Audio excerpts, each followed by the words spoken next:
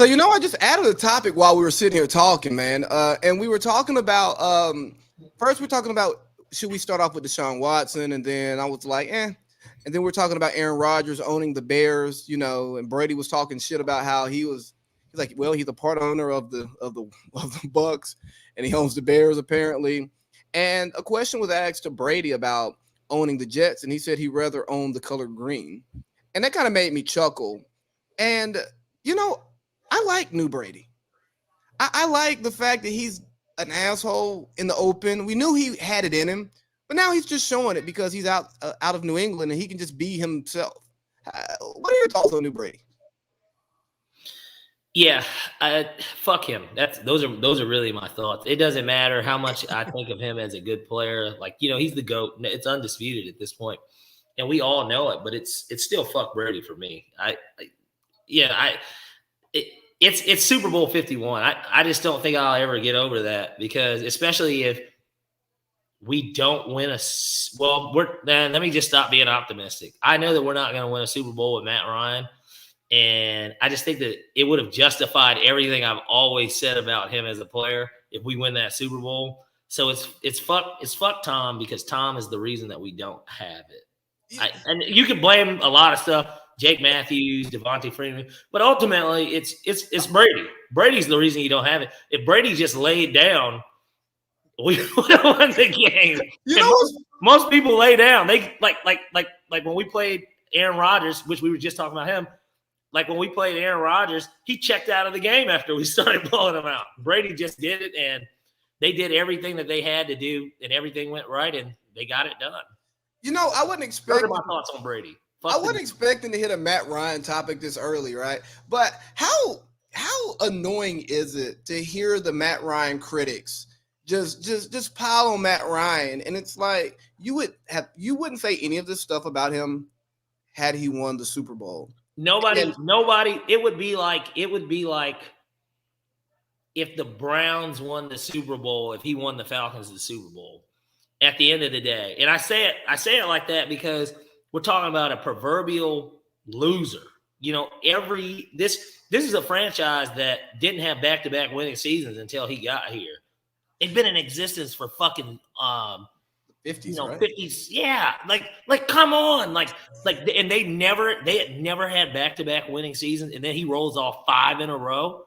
He doesn't get the credit, and then Atlanta's already fair weather fans as is. You got your real diehards like myself and you, but like those are few and far between in Atlanta. And so it's just kind of like the only team that's gotten consistent support always here. Well, the two, which you put in the poll this week, is the Georgia Bulldogs and the Atlanta Braves. They seem to have always had really solid fan bases to where there was no fair weather. The Braves could have been a 500 team, and they still would have been, for the most part, people coming to the ballpark every week. And that's why the Braves moved to Cobb County, because they're like, hey, our fan base is right here. Our fan base wants to Uber to the games, and we want to build a fan experience here at the ballpark.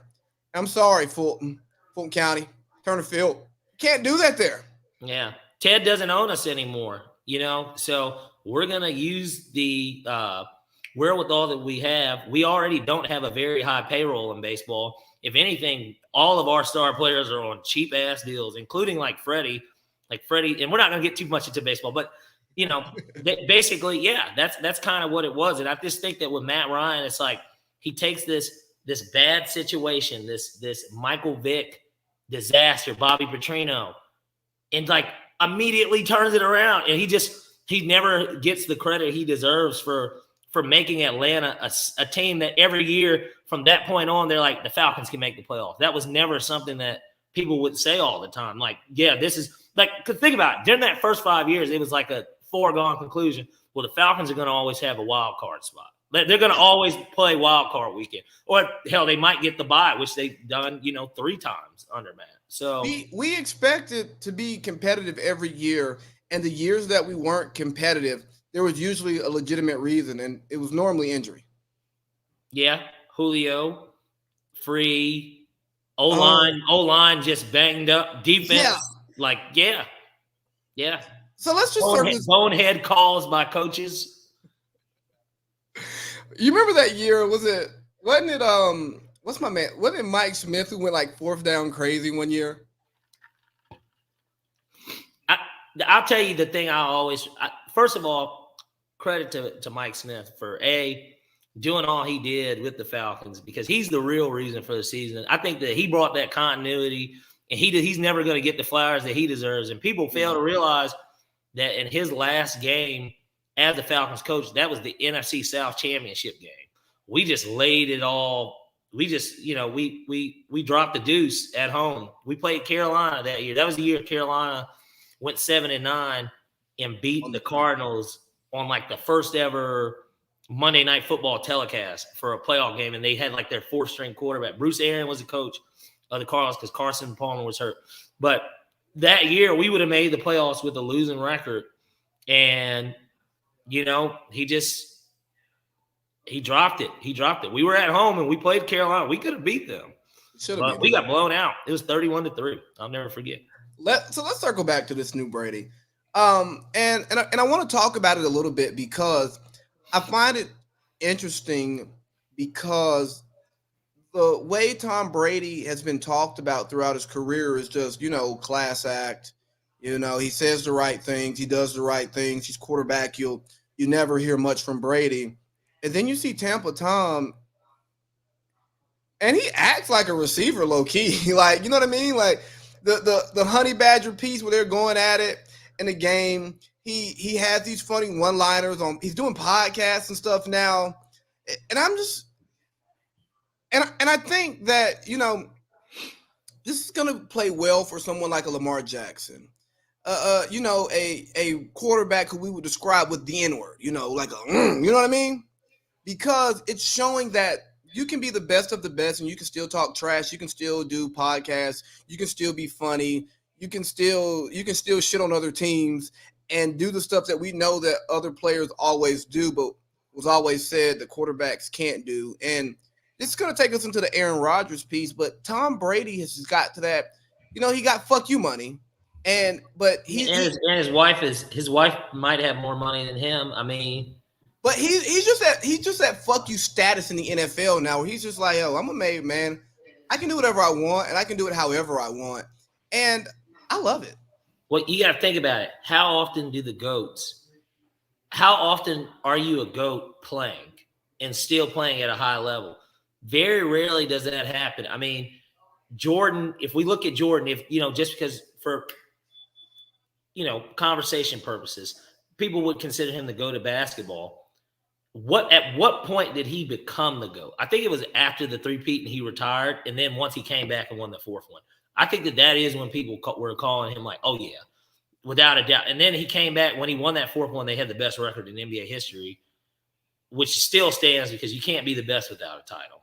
And so right. Brady's done it all in the NFL. He's went undefeated in the 16-game season. Like, people forget that. He before Peyton ended up breaking the record, him and Randy, he broke every quarterback record of that for a single season. Yep. And Randy broke every receiving record except yards, and of course catches, but touchdowns. He had 25 fucking receiving. I mean, that is insane. That's insane. I don't think that any receiver will ever get to 20. And Wes Welker was still like leading the league in receptions on the team. Yep. Yeah. Every year. And Dante Stallworth was still nice. And he was still driving and killing people and playing. Yeah. And speaking of killing people, they didn't have Gronk and no. Gronk they came like literally like 2 years a year. Yeah. And so regardless, he did it. He lost McDaniels and he had your boy at Bama now. He had O'Brien for a little bit. Billy O.B., yeah. Yeah. And like nothing fell off with the teteam. I mean, they were still good.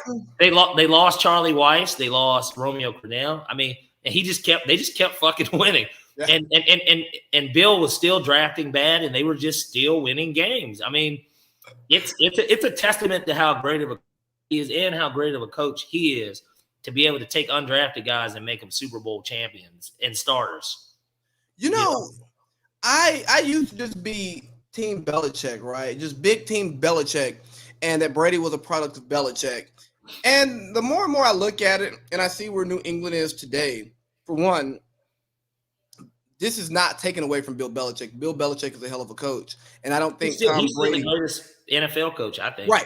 I don't think Tom Brady is as good as he is without Belichick, the coach, just because of the knowledge that he's put into Brady's brain, you know. But he coached him up. I just don't. Brady masked a lot of shit in New England. Well, and that's why I made the parallel to Jordan. After seeing The Last Dance, I mean, it wasn't like it was Phil's fault. I know it was more ownership, but Jordan was masking a lot of shit in Chicago too. And that's what separates these guys from everybody else. Let alone the fact that, they win all the fucking time. And every year, you know that they're going to be there. Like, that you have to go through them in order to be the champion. You know what I mean? That's the only way that you get there. If you don't beat them, you can't be champion. Every year that Peyton won, he had to get through Tom in order to get there. You know what I mean? That was the only way. He has to beat them in order to get there.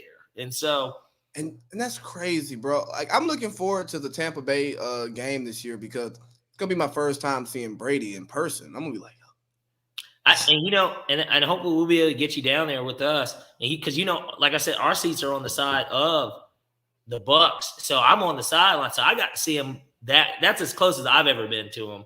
And when you see him, it's just kind of like, damn it, that's Tom Brady. Bro, I might really fan out and have an outer body experience. Like, that's Brady. And like, if I see Matt Ryan, I'd be like, oh, that's Matt Ryan. That's cool, whatever. You know what I mean? But like, bro, you can run it. You can run into Matt Ryan here. Yeah, bro, that's Brady, man. Brady probably got an aura like Prince. You know what I mean? Somebody who's just floating and not walking. Right. But look, man, just like Brady has developed his, he got his fuck you money, his fuck you status in the NFL. I don't know what happened in Maui this summer with Aaron Rodgers. I don't know if it's the hair, but he's got a new attitude. We're seeing like an emotion out of Aaron that we're not used to seeing. Like, Aaron has always, discount, double check, and all of that stuff. He was always, swagging and good, but Aaron was always cool. He was always cool. I'm seeing a different Aaron because when he's telling the Bears fans, shoot him the birds, I own you, I effing own you, I own you your whole life. He ain't lying though. He's not. He ain't lying. He ain't lying. And fortunately for him, unlike with the Falcons that one year, I hate to keep bringing the Falcons into this, but that's okay. I'm sorry, I'm a homer and I have to relate this stuff. They beat them in the NFC Championship that year. The year they beat us, they ended up playing the Bears because the Bears were the 2 seed, and he can say that he's even taken them in that is the biggest game that you can have between the Bears and the Packers because they can't play each other in the Super Bowl. So The NFC Championship is the biggest game. We know that it's freezing cold in Chicago, just like it is Green Bay in January, late January. And they went up there and they took care of business. And this is when the Bears still had a great defense. And they had just gotten Jay Cutler. I know that Jay Cutler got hurt in that game. He did get hurt in that game, but I don't give a fuck. Look, McCown was not a bad backup. And Jay was used to getting hurt at that point. And do we really trust smoking Jay Cutler over Aaron Rodgers ever? No, and that's exactly why everybody knew Green Bay was going to win the game and then eventually the Super Bowl. Do you really think Cutler smoked cigarettes like that, or is it just absolutely not? I think it's just straight up a meme. It's just kind of like the LeBron one where he's got the mustache and he's got it. I just think that they just look like they could just in those phases. Like Jay Cutler just looks like he just likes a fucking Marlboro, or a Camel. I feel like a night out with Cutler is great though. I bet it's chill.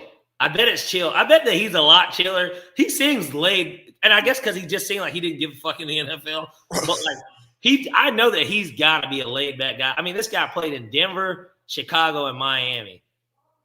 I wouldn't be complaining about any of those places. Absolutely not. I wouldn't complain about any of them. So I mean, I feel like Cutler's he's getting paid a ton of money. He went to Vanderbilt, so he can't really be a dumbass. You know what I mean? That's what I'm saying. If he went to Vanderbilt, he's not a dumbass. And so with his arm talent, you just don't go to Vanderbilt because you can't go anywhere else. Yeah, and maybe it was his choice. I don't know where Jay is from, but to go to say because Vanderbilt's in Nashville, so Yeah. and then by the way, he goes to college in Nashville. Yeah, but okay. Nashville wasn't that yet then though. But I'm sure that it was still showing flashes when he was in college. You think he ever made his way to the hood down there where Tennessee State was at? And Nope. You know what I mean? Nope. Never had to. Never had to. But I bet you could have caught him. I don't know the name of the street. I bet you could have caught him on wherever that bar row is, where they got all those bars. Dude, we need to take eating some fucking rib tips. Some it's the rib tips. Yeah, fucking this is it and shit. Yeah. Oh, I bet you could have caught it. We need to take a Nashville trip. I think that we play the Titans there next year. Okay, cool. Also, tomorrow when I actually see you in person, when we get with Boink, we're gonna do some BP planning. Okay. Yeah, let's get it done. I'm all about the BP. I'm like, because it's gonna be us three together in the room, and I feel like, obviously, I'm gonna be there too. Huh? I said Jess will probably be there too. Okay, yeah, and because I gotta plan it, but I'm like, there's probably not gonna be another opportunity for us to be in the room together with him to plan it, right? Because he never comes and visits us. I'm curious as to where he wants. I mean, I know that Vegas is such an easy answer, and of course, with the picks that we'll get to a little bit later here, obviously there's always that aspect of it because it'll still be basketball going on.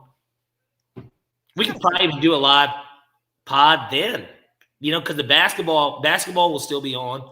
Oh yeah, I'm definitely planning to have like a one of my check bags just with nothing of equipment because it's gonna be one of the few times that probably everybody will be together. Well, we can get a kick-ass suite, like obviously, like we're gonna get a kick-ass suite, like it'll be good times. Good times. We can be like Aaron Rodgers.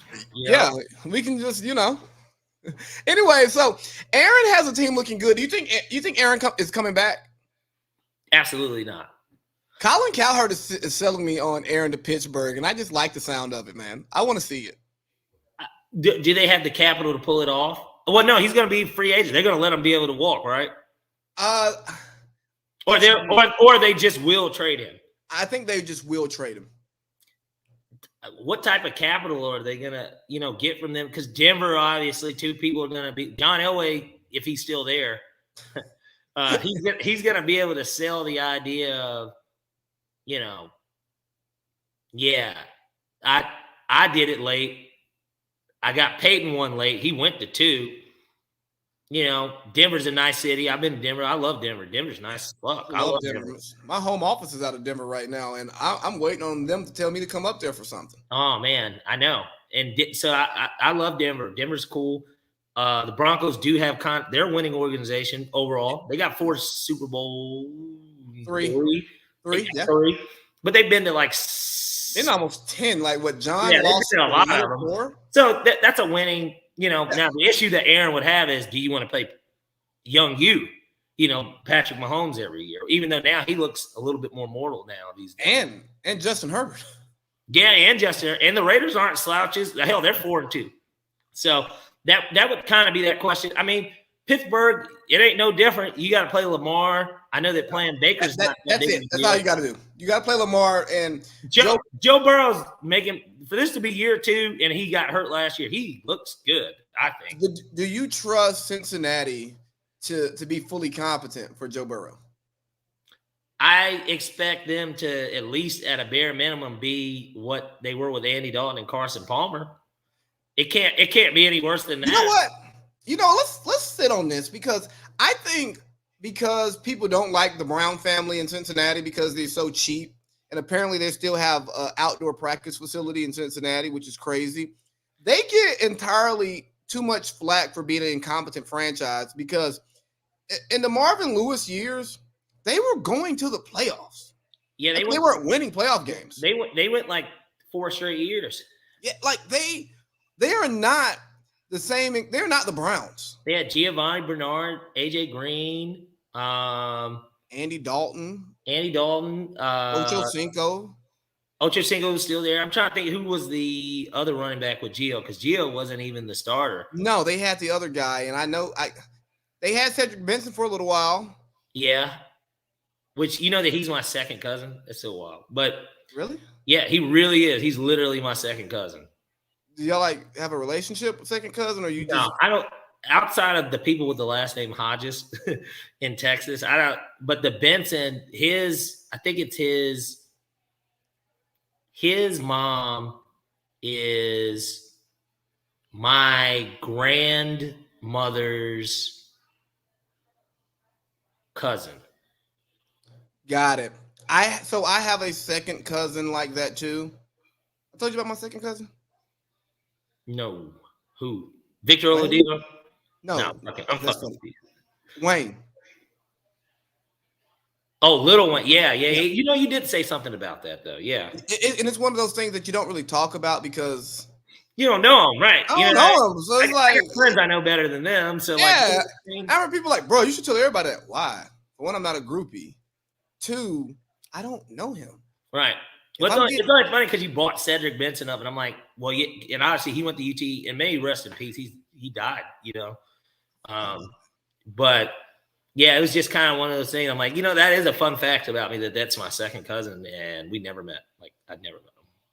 Benson was one of my favorite running backs because I was like an undercover Texas fan for a long time. I remember when he was there. I remember he was good and all that and stuff. But you know, like I said, when it came to Texas, you know, my dad, it's Texas for me. I've gone there now, and then you know I do business there, so like it's just Texas to me. It's just Texas. Texas on my short list, man.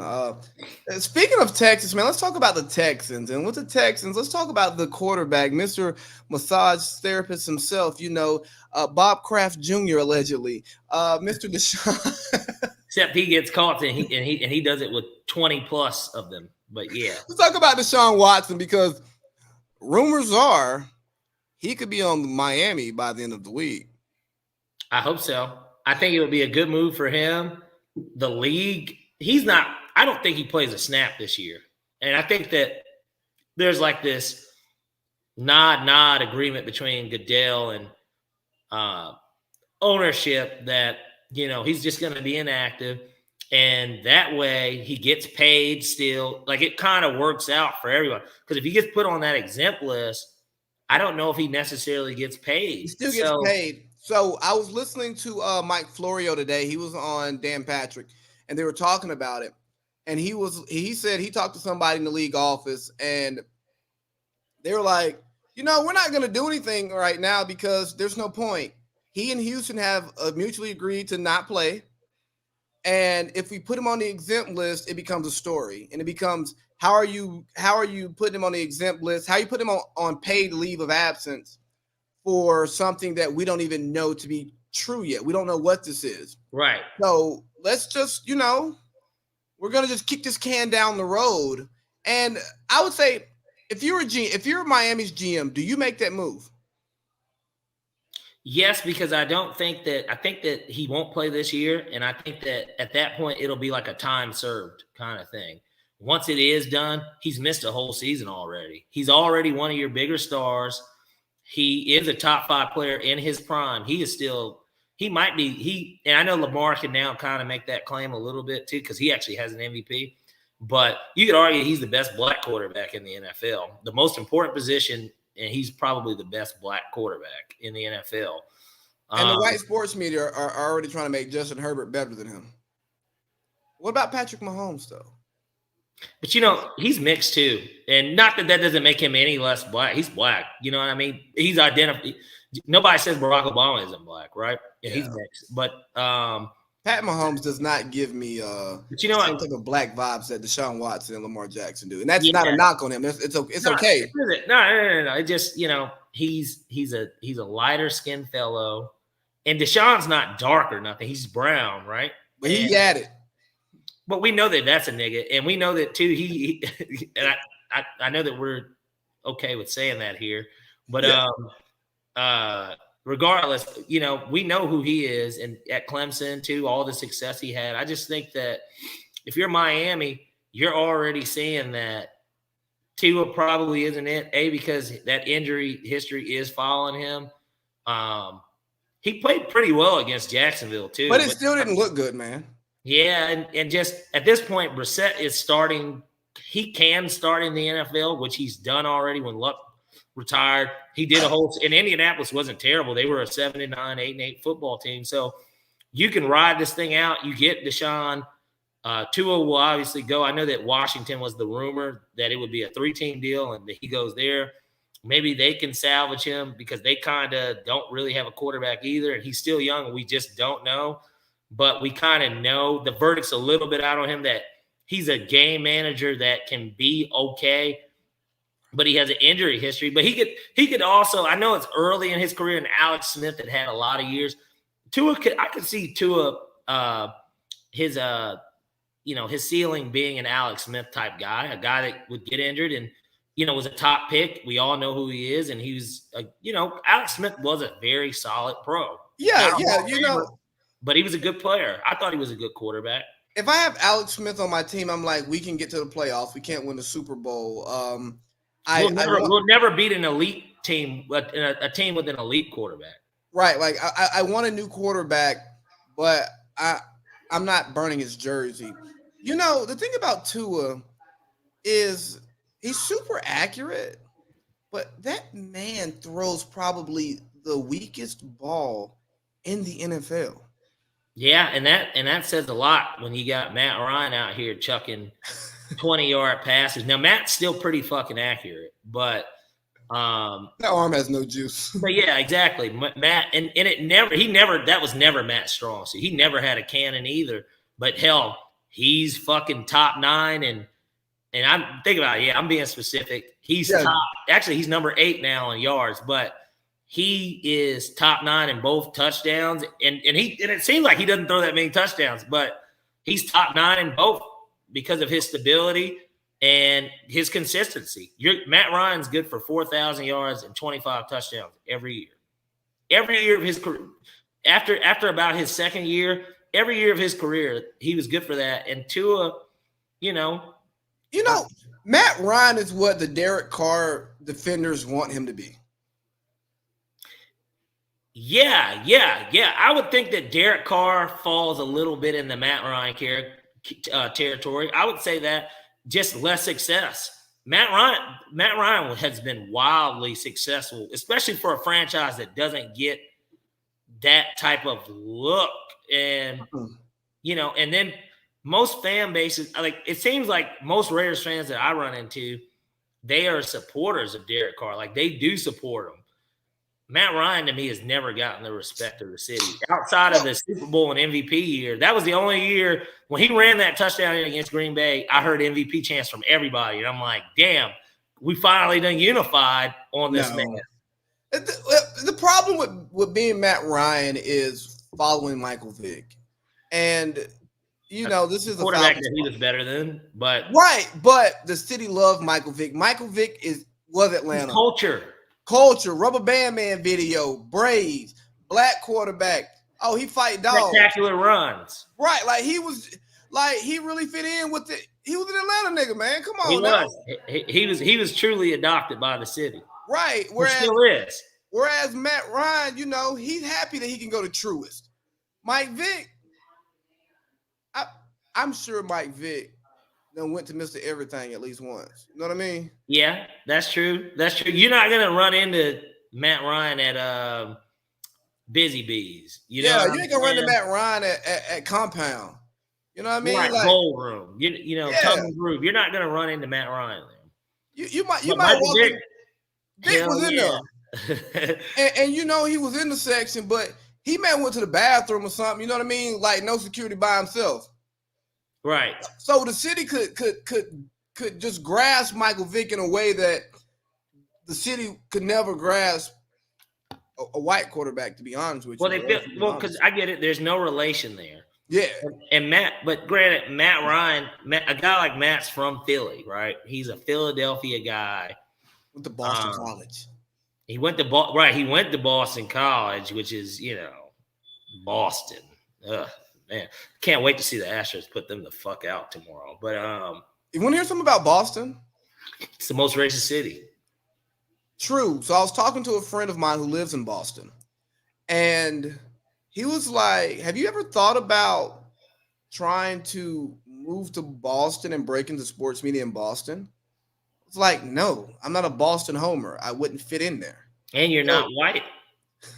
And he goes, that's the point. There's nobody in Boston sports who has a non-Boston approach. And he said there's people in Boston that would love to hear somebody just push back on Boston in Boston. They've been so consistently winners, though. I mean, the Bruins just they were in the Final Four for hockey last year. Yeah, the Patriots are struggling now, but that's because they lost Tom. I mean, they just had 20 fucking years of doing nothing, and really longer than that because Bledsoe took them to Super Bowls too. Yeah, 96. Favre, right. And so the Celtics, they were doormat. They were a playoff team in the early 2000s. Then they fell off, and then they got a ring. They got the big three, and then they were good until they got rid of those guys. And then they get Jason Tatum in. But that's still a joke. The Celtics are a joke. And I don't think there's anybody who is – because people say, oh, the Celtics are consistent. At what season did we think the Celtics had an opportunity to win a championship after 2010? That was their last – yeah. If they couldn't beat Kobe the second time, they weren't going to get it. I mean – maybe in 12 we thought they could have beat the Heat in that series. But – no one really thought that. What it was 2011. In 2011, the first year of the Big Three, he could have ended the Big Three early because no. It was 2012. It was 2012 when they almost beat them. Yeah, it was 2012. You're right. You're absolutely right. LeBron went stupid. Game 6. I'll never forget the down 3-2 at the Boston Garden. Well, it wasn't the Boston Garden. TD Bank, whatever. Boston Garden, man. Fuck Boston Garden. They Bron, that's the famous Bron picture of him looking up, and it's just like that's what you don't want to see, like that LeBron. And I think that's where LeBron really, that's when he became who he is today, where you're a Lakers fan, if it's a clutch moment and the ball's in Bron's hands, you're not worried. Yeah, you have no doubts. Like, you know what I mean? You're feeling good. You feel better about it than you don't. Especially if he on that wing. Optimistic as opposed to being pessimistic. Right. Like, especially when he on that wing and he just out there dribbling the ball and he going to do that look off, step off, side step, pull up three. And that's going to hit the bottom of the net. Yeah, Bron still, and I know we're doing football, but yeah, we got to get back. But just in general, Bron, he is such a figure in sports in general, not just basketball, that he might be the only person that's ever came in with hype and actually exceeded it. But while still then everybody has something that they can pick and choose about him. And that's what makes it. He's so polarizing.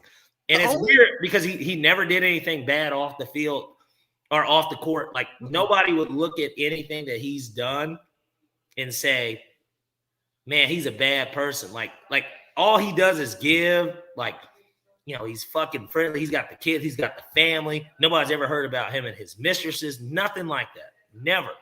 Because he doesn't have any mistresses. Anyway, let's move on in the show. Yeah, so hey, man, I want to see Deshaun Watson play today. I didn't say too much this year. I didn't say much about that. I want to see Deshaun Watson traded.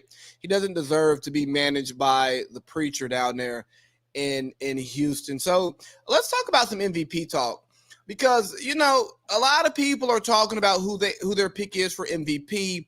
All these different names are coming up. Al Michaels has put Josh Allen in the MVP conversation. All right, Al.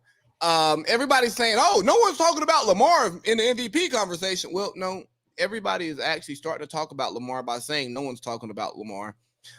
Dak Prescott is slinging that thing, Pauls. Look at Brady's numbers. Brady's right there. And we know Aaron's not going to go back to back because he's not Drake, but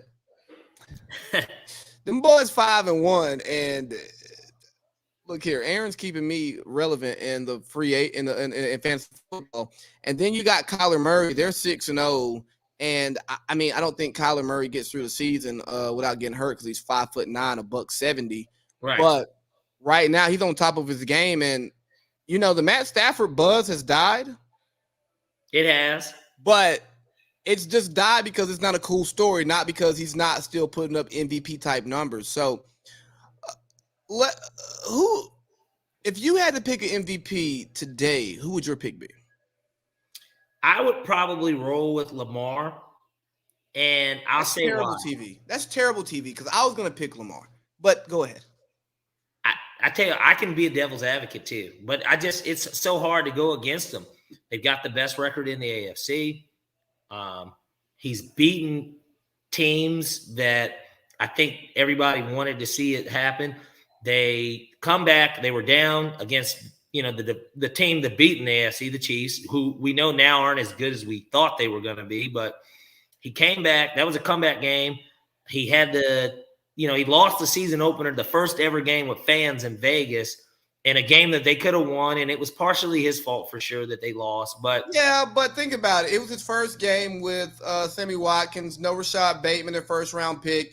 And he was on his running back number 7. Right, he was picking up running backs off the street. And that's even more of why he's the MVP, because that's what they have. It's a scrap heap of running backs. And it's not like the defense has been just world beaters. They're ranked in the 20s. He does the comeback against the Colts on national TV, and then they blow out the Chargers, who had all that steam of, man, maybe this is the best team, because all they did was lose to the Cowboys and over, like on a last-second field goal, and they were almost undefeated at that point, but they blow them out, convincing. And he didn't even have a great game.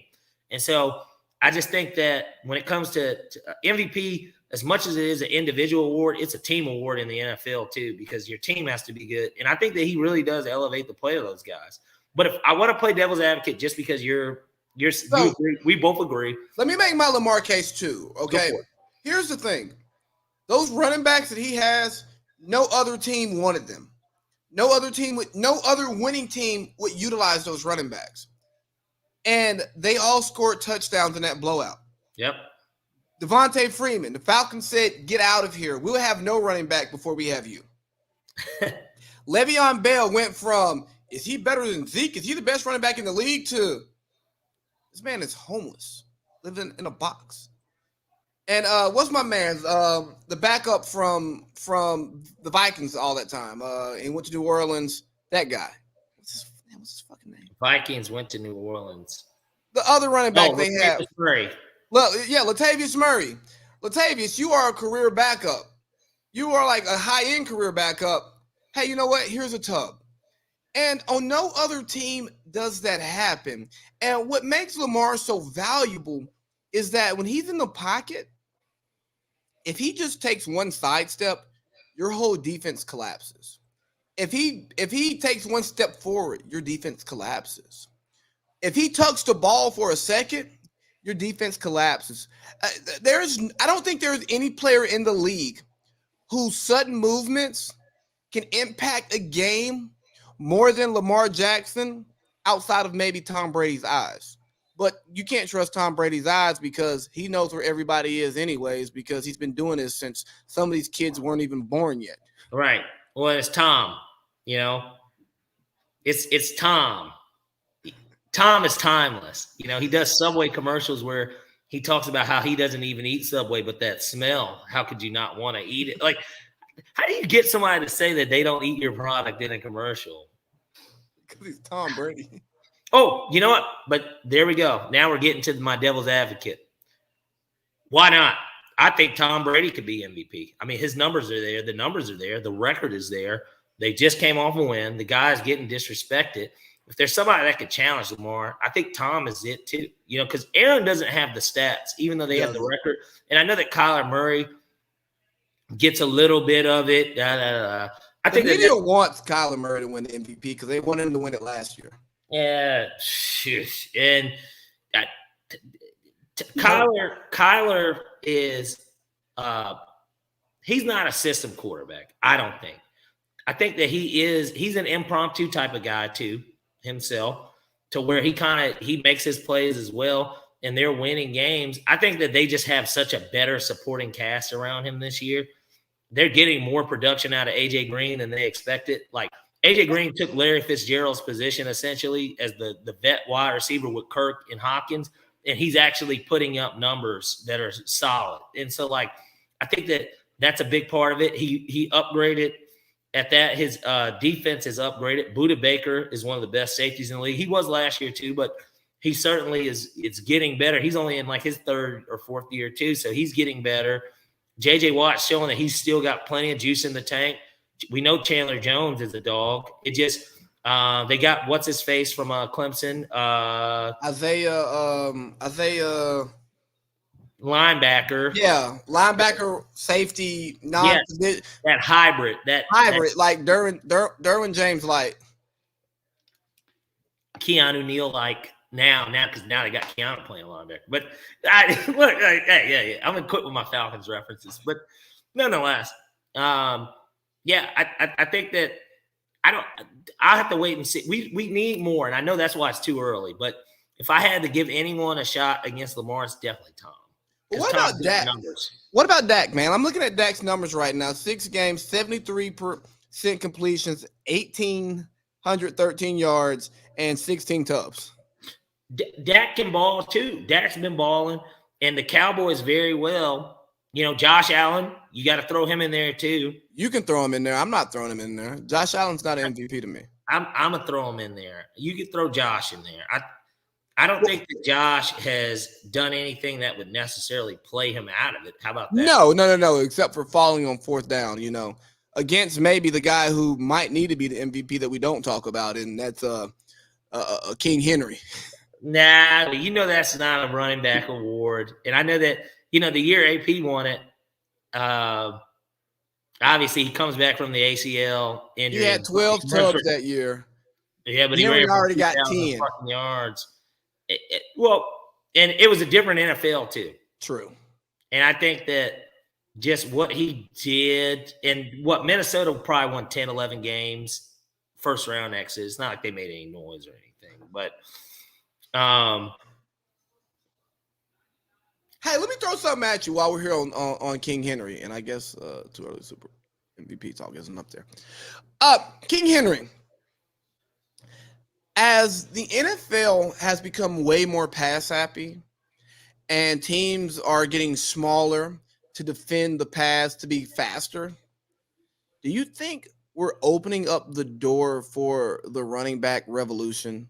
Because these teams are gonna over adjust to the analytics and the passing game, and it's like, hey man, if I can get a Derrick Henry, like a real running back, a Nick Chubb with a quarterback, with a competent quarterback that's not Baker, we can beat these people. It's just, well, what it is he's such a dime a dozen. I mean, there aren't enough bell cows in the league. You know what I mean? Even when you just bring up Chubb, everybody, like, let's not act like Kareem Hunt's not a second backup. Like, Kareem Hunt's a top 10 running back in the NFL, and he's a backup to him. If Kareem Hunt, he still gets 15 touches a game. If Kareem Hunt doesn't put his hands on a woman, Kareem Hunt is a top 5 back in this league, but we just won't let him be that because and the Chiefs might be. They might really beat a dynasty. Yeah.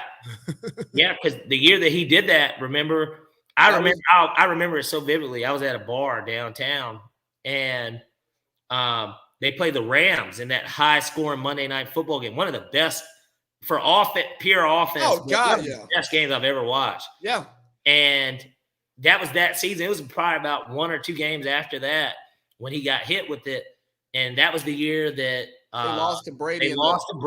Right? Because we thought we were going to get that Super Bowl rematch. Yep. And D Ford goes offsides, which they would have won the game if he doesn't do that. But questionable offsides. If a guy like Kareem Hunt was still there, there's no telling what the Chiefs would be. I mean, come on, yeah, they would definitely have 2. Yeah. I think they would definitely have two. We might be calling him 3-peat Pat right now. Right. I mean, they would be there. I mean, that team, it was built well, and Andy, now that he had finally gotten over that hump, you add all that stuff together, it kind of just made for them to be one of those teams. But like I said, if we had to put this thing down for the MVP, the two early MVPs, I'm going with two names. Lamar 1, Brady 2, and I tell you what, Dak and Josh Allen tied for 3. I like that, and I can't even push back against that, man. So we're gonna skip our two early Super Bowl prediction. We can talk about that next week because I mean they're too early stuff. But the biggest thing about this segment is that hey, it's too early. Like, stop talking about MVP. Wait till week 10, at least. It's too early. But that's like the nature of the beast. Everybody, free agency is getting talked about already right now in almost every league. Everybody just wants to talk about what's next, what's coming next. Nobody likes to live in the moment. I'm still here. You're good. I was going to ask him if he thinks that Mike McCarthy should be on the hot seat because I'll tell you what, man, that game management that I saw from Mike McCarthy on this past Sunday was elementary. I didn't even get to watch it because we were headed to the Braves games. Shout outs to the Braves, by the way. We should have kicked it off the right way. Hope they kicked the Dodgers' ass tonight because they should have swept them. But I was headed to the game, so we were watching on our phone. Yeah, that's not the real watch. Yeah, after we heard about the Diggs pick 6, God, and talk about two early MVPs. Let's talk about two early Defensive Player of the Year. Is he the runaway right now? So here's the thing. I don't know because I was listening to. He's got 7 picks in 6 games. I know. I was in 2 tubs. I was listening to James Jones and what's my man's name from Pittsburgh, the linebacker whose career is over now. Golly, I'm blanking on names. It's not inferior, is it? No. He went to Ohio State. He had the crazy hit, and he's a Steelers linebacker. Steelers linebacker. He got hurt in his prime recently, like 3 years ago. Shazier. Yeah, Shazier. So they're on a pod. They're on a Ringer NFL show on Tuesday, and Shazier took issue with people like calling him the next Dion because he's given up like top 5 most yards in the league. Look at all these targets that like people are going at him and people are picking up yards on him. He's just getting the picks. And, I think Trevon Diggs is what NFL defense is now. It's bend, force a turnover. Force a turnover. Well, and we got to see it firsthand with Dan Quinn here. That is his defense. That's the model. Especially when you don't, what he had in Seattle was an elite group. And that's why they'll go down just like people talk about the 85 Bears, Steel Curtain. That's why they have a name of their own too, the Legion of Boom. That secondary was off the charts, and they had arguably the best middle linebacker, in the league. And then you had Bennett on the outside, on the end. They had a pretty fucking good defense. But with Dan Quinn's defense, that's what it was in Atlanta. He didn't have necessarily everything he needed or wanted, but God damn it, did it not win games. And I know I said this on the cast a couple of weeks ago. I kind of was saying it early on. I was like, man, this Cowboys team really reminds me of the Falcons a little bit, just because the offense is definitely scoring points and the defense is opportunistic. Yep. And they're playing well enough to definitely win games. And whenever they play a bad team, they're going to blow them out, which is exactly what that Falcons team did that year. They were blowing teams out. They blew a couple games that they should have won, but there's Atlanta for you. And Dallas has yet to really do that, because what Dallas's only loss is to Tampa on opening night, and they blew that game. So there we go. There's your blowing game for them, in a game that what it was the issue was they just gave too much time to Brady. He had 30 seconds to get down the field, and we knew that Brady could get 45, 50 yards in 30 seconds. And we know that Mike McCarthy can't manage a game, and we talked about that last week. Sounds like Dan Quinn as a head coach. Right. So let's get to the picks, man. Oh, Football's on, baseball's on. Let's get to the picks, man. hockey's on, MLB's on. Basketball's on. The Hawks are up right now. This is one of the few days out of the year where we can say that we get all 4 major sports playing.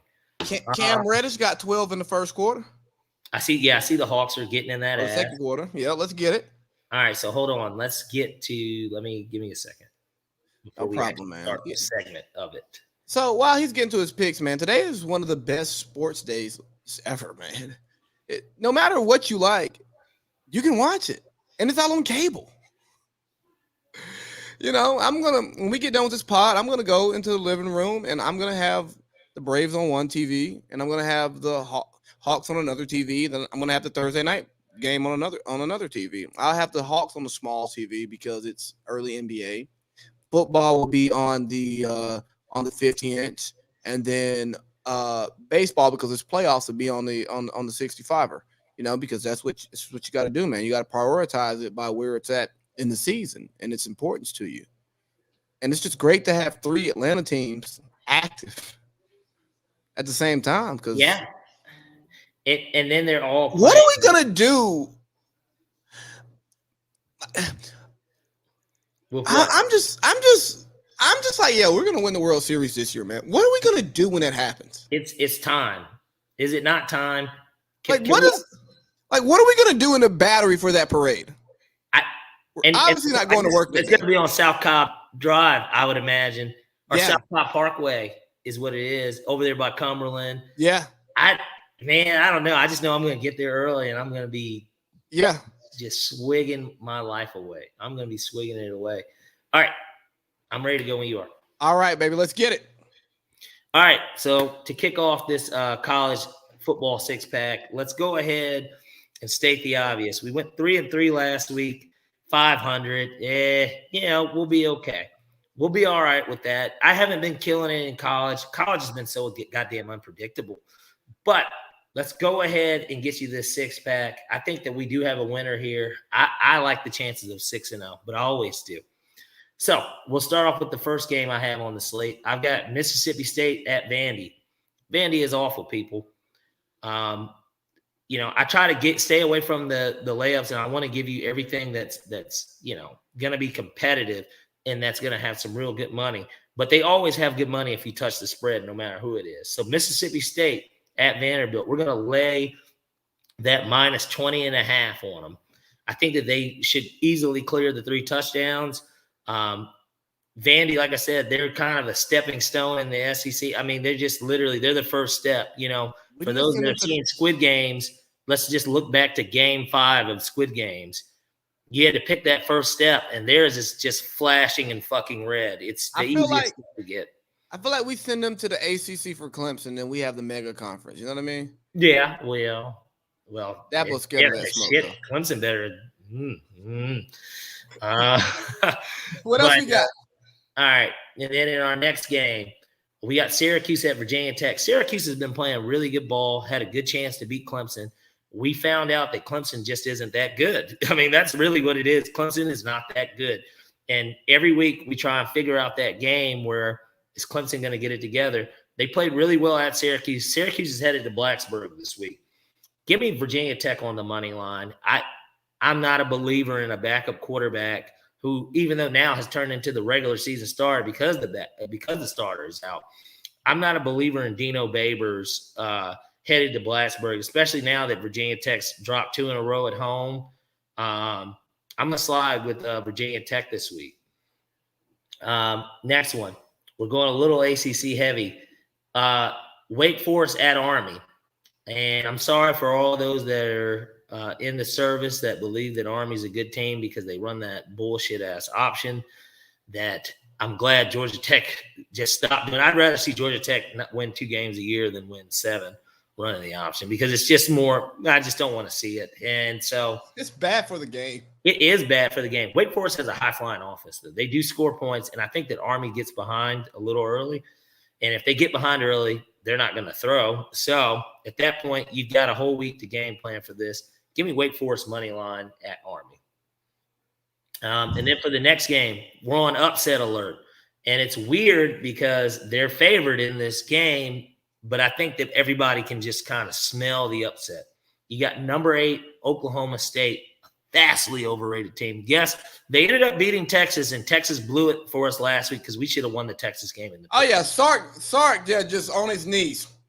They didn't score, and they were up 17-3, and then they ended up losing like 32-25. It was 33-25 or something like that. It was. I watched the game, and the running back looked like the best running back in the nation, and then he looked like he was. It looked like they figured him out or something, and Sark didn't know what else to do. I don't know, but I'm always low on Sark. I got more respect for Sark than only because of how the offense looked for the Falcons. The 2 years that we brought back, what's his damn face, Dirk. Yeah, once we bought back Cutter, it just I don't know. I was hell in the second year of Sark. Matt Ryan's numbers were the same as the MVP year. You're So right. like I was starting to kind of like, damn. I'm like, damn. Let's keep Sark. Like this, just keep Sark. Shit, fuck it. Like keep him. But either way, we're gonna take Iowa State at home with the upset. Even though on picks, the money line wise, it's not an upset. But we're gonna go ahead and roll with Iowa State. I like them at home. So we're taking the money line. Yeah, we're gonna take a money line. And then we got another one. Let's go Ohio State at Indiana. We're going to take Ohio State minus 20.5 at Indiana. They're really starting to put it together. They stumbled out the gate a little bit against Minnesota in that first game, and then they dropped the game to Oregon in week 2, which was pretty early. But that offense is starting to get together. Ryan Day is putting the team together. We know they got the athletes. Indiana is not that good. Granted, this game is at Indiana. The fans should be hyped up for it. But they are missing Penix Jr. at quarterback, and he's a big reason for why Indiana was so good last year. And they were pretty competitive in that game last year against Ohio State. But, yeah, it's a no for me, dog. So we're going to go ahead and take that minus 20.5 on Ohio State at Indiana. I expect them to cover the 3-touchdown spread. And then for our final pick of the college six-pack, and I touched on this a little earlier that I was going a little ACC heavy because we don't have Georgia this week. We got Alabama, but I don't want to touch that game. I'm going to come out and say that Dabo and them get it together against a Pittsburgh team that's looked really good, and it's on the road at Heinz Field. Give me Clemson money line. This is your upset of the week because they're plus money. I think that maybe DJ Uyunglele finally justifies being in a Dr. Pepper commercial, and that we can finally have something positive to say about, what it is that he's trying to get done there to maybe save his legacy and it not just be one of those, wow, he looked really good against Notre Dame in that one game last year. And, I just think that all hope can't really be done for Clemson. If they lose this game, obviously, no chance at the ACC championship. It would be tough to see Clemson just go 8-4, 8-5. I mean, I don't know. I got to see it. They still got the horses over there. Yeah, this is going to be a week that I probably won't watch too much college football because, for one, I'll be up that way. And there's just more important things to do when Georgia's not playing as we're prepping for Florida. What are we going to do for Georgia, Florida, by the way? That's on Saturday. So, it depends on – because that's during the day. Yeah. It'll really depend because we got that's Halloween weekend. Yeah. And so, like, I got a costume, Yeah, I think mine's going to be done today. There's a Halloween party in the Battery on Saturday. Really? Yeah, I'm going to hit that up, but that's not going to be my main costume party. I'm just going to pull something out that I already got, but I didn't put on social media. Well, and that's what I'm almost trying to figure out. I'm trying to figure out, do I want to wear something? I'm not going to do something twice. And Right. Last year I only did one of the games. So it's like, how do I go about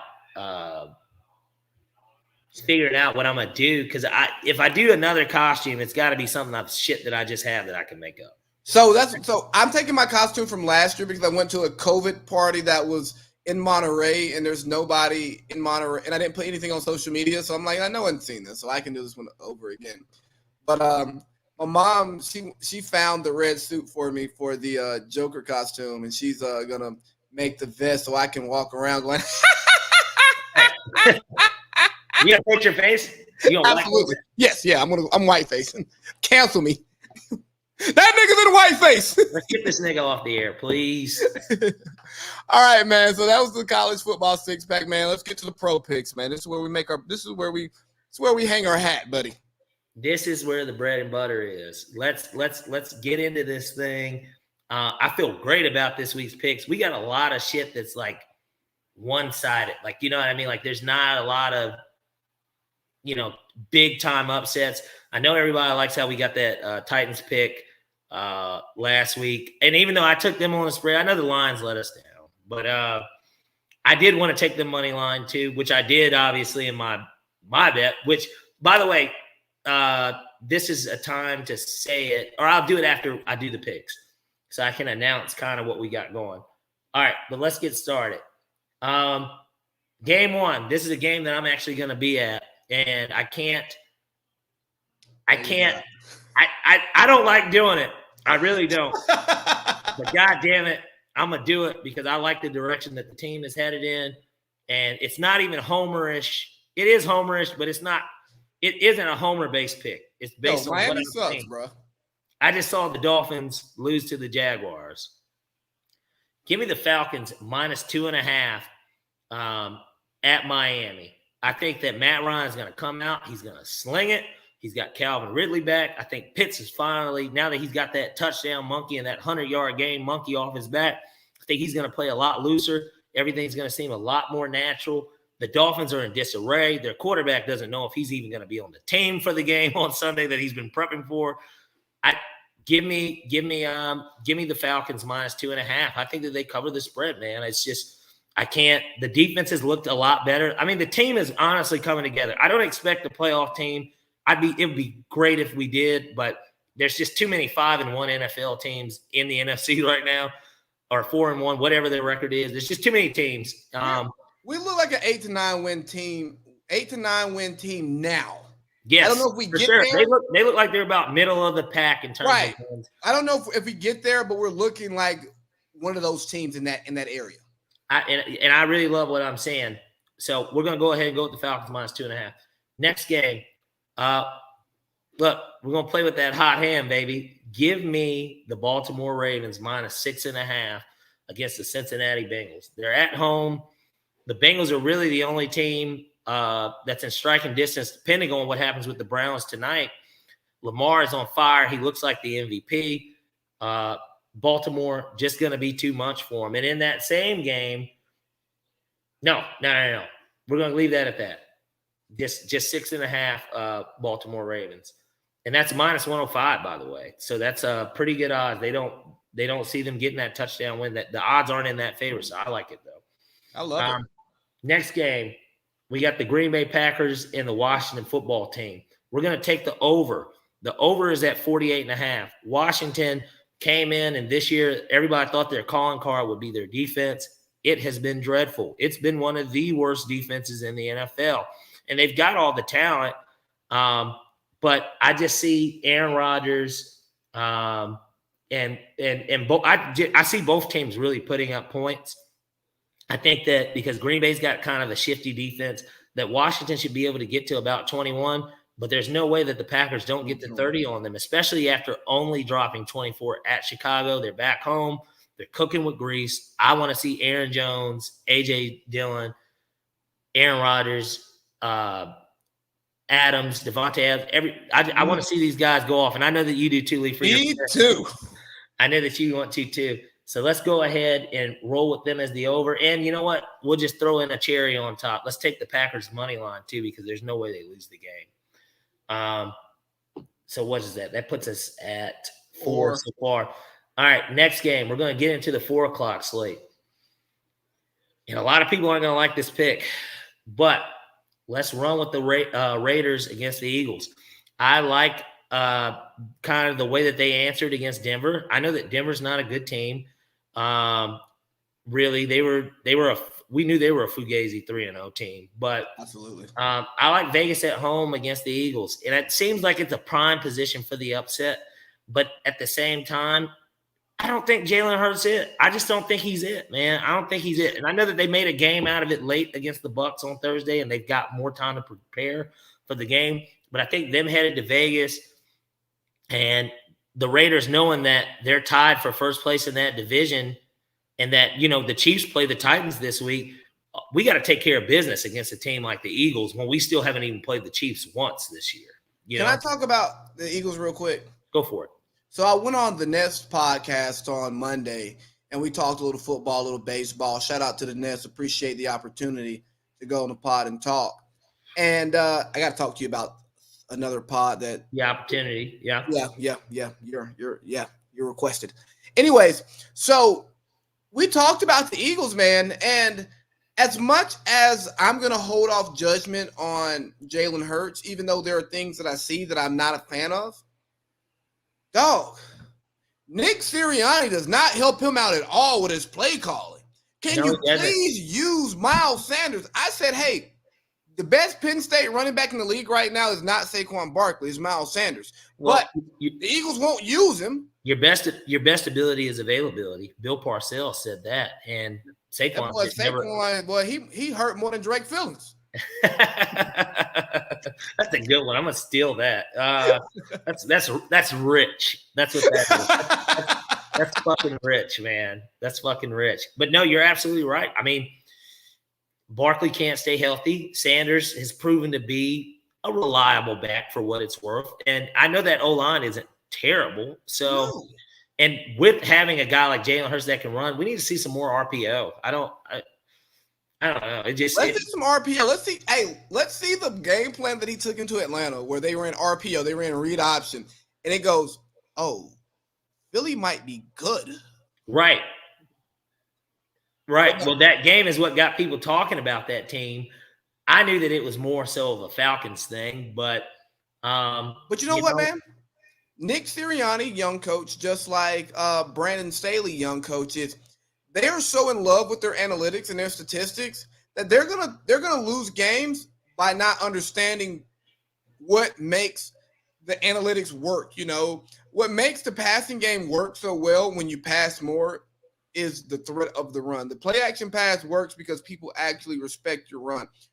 You go for it on fourth down because you have good players, but because you have the better players, it works, and you understand the situation, and you understand the momentum of the game. But, hey, let's go for it for 4th and 1, 4th and 3 on our 25, and we got Lamar on the other side of the fucking field. It's just goddamn stupid, if we're being honest. Absolutely. And that's what gets us to our final pick here for the week. We're going to go with the Sunday night game. We got the Colts and the 49ers. Oh, God, what a snooze fest. It can be, but it could also be exciting. And so that is exactly why I'm going to take the over. We've got the over at 44 right now. Carson Wentz and the offense have looked a lot better. I know that Houston is who they played last week, so putting 30 on them is not really an accomplishment. But Carson looked good against Baltimore. He did, exactly. Threw for 400 yards. That was a prop bet on Monday night that Lamar and Carson would throw for 400 yards each, which they did. What's the odds on that? 8,000. Plus 8,000. Put $100 up. That was plus 8,000. I bet it the week before on Carr and Herbert, and it was plus 6,000. Just imagine if I just said, fuck it. Let me just keep doing this every week. I can't believe I did. But I like the over at 44. I see the Colts getting a little busy, even with that 49ers defense that's been pretty solid. Hasn't been as elite as it had been. I know that before the bye week, they had held the Cardinals to under a 24. But I like the idea of both of these teams kind of getting some points up on the board. I don't see it being a slugfest defensive matchup because the Colts kind of give up points, but I know that they're going to have to score some points. They got a week to rest. The 49ers have been pretty banged up. Deebo Samuels has been doing you a fucking service, my man. Man, him and playoff Lenny. Yeah. Fuck Leonard Fournette because he didn't do nothing for me. And as soon as I trade him away, now he's the I mean, Ronald Jones might as well be getting traded or released this week. I mean, yeah, I have him on my roster because I was like, let me platoon him, and then I go, well, he's in the doghouse. Yeah, oh yeah, he's in the doghouse. Hell, Giovanni Bernard might get more snaps than him, but I do like the over here at 44. It's one of those games where I could see it easily being 24-21, which is 45 if you do the math, and so let's take the over there. Okay, man. So we have Falcons -2.5, Baltimore -6.5, Green Bay versus the Washington football team over 48.5, Green Bay versus the Washington football team, Green Bay money line versus the Washington football team, Raiders money line versus the Eagles, and Colts versus 49 over 44 points. There we go. That's hey, real quick before we get out of here, I'm gonna just change. I need to change something. I just need to. I got to change this ticker so it makes making the video easier. Mm-hmm. But I just saw this. Somebody sent this to me in Instagram, and Daryl Morey, and I quote, "You're gonna think I'm kidding. I'm not. This could be 4 years. Every day we are going to expect Ben Simmons to be back here, or we trade him for a difference maker." That boy Daryl ain't playing. It's about to be a hell of a standoff then, because I don't know what type of difference maker they can get for him at this point in the season. I mean, he's going to have to take on some. I don't think they're going to get what they want for him. So we'll see. We'll see what happens. But bro, I think everybody's a loser. It have to almost be in a sign and trade thing where it's like a player that is disgruntled but isn't like making it known or something. Like, I just don't know where he fits in. But we'll see. We'll see. And I wanted to make a quick announcement too, because I've been getting hit up about it all week. Been getting a lot of people that have been interested in the premium picks and what it is that we got going here with the 6-pack and stuff. So I had a meeting today, and I want to officially announce that beginning next week, we will have a platform. And that platform is on the Emporium app. Emporia app. Emporia, Emporia. Good friend of mine, Jake Rowland. He's a co-founder and owner of the company. It's for curators, so it touches a lot of different points. But that's officially where we're going to be selling the picks for the premium stuff, and also posting daily free picks, for the NBA. I bet on the NBA too, guys. I bet on Major League Baseball. I bet on everything. I'm a fucking degenerate. I mean, is that not like a known thing at this point? But regardless, be looking out for that. I'll have more announcements. I'll begin to make my profile on Instagram public to where now everybody can follow me and this stuff can actually start getting shared. I'm sorry, I'm just a really private person, honestly, for my personal life. But like, make an Instagram, bro. Well, I have to at this point now. I kind of have to in order to get this thing, because there has been a lot of people that ask me about it. So be looking out for that. The Emporia app. I keep saying act. I don't know why. Emporia app. All right, bet. Hey, send that to me in a text so I can put it in the description. Bro, shout out to you. Happy that the people want the picks, man. And tomorrow, I'm happy if I've made some people some money off of this stuff too. I haven't heard any. There's well, I have. There's somebody I know personally that has a successful story for it, because that one week that we did go 6-0, they parlayed it. They put $10 up and they got $400. I mean, hey, lucky them.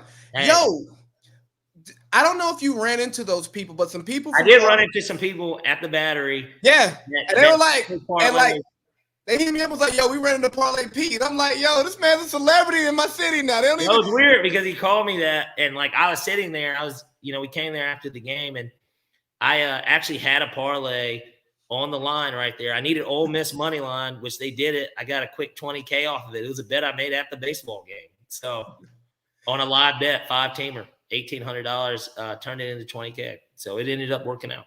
Hey man, you keep doing great things, Parlay P, and also outside of planning the BP, we're gonna make some other plans before we get too hammered tomorrow. Because Bill Simmons, we're coming for your head, buddy. Hey, Black Ringer or something with a better name. Absolutely, yeah.